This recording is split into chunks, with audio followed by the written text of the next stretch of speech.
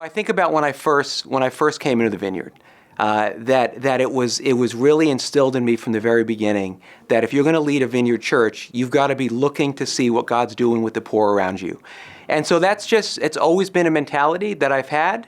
And that I've seen modeled in lots of ways, and so we've just always sought to bless the poor that are around us. Our first church building was right next to a homeless shelter.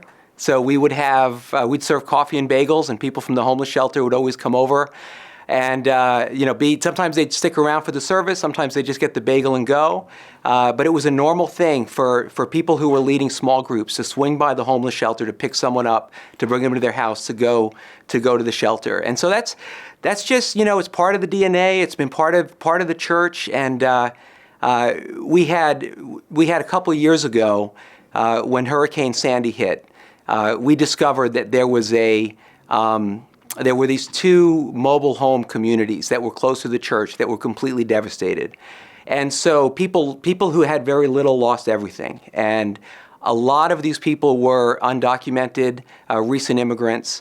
And so we got really involved with that. We raised a lot of money to rebuild trailers. We rebuilt dozens and dozens of trailers, and we continue to have a presence in this mobile home community, and people are part of the church. They come to our Spanish service, they come to our regular service. We have a couple home groups in these mobile home communities. They're just part of our church and part of what we do.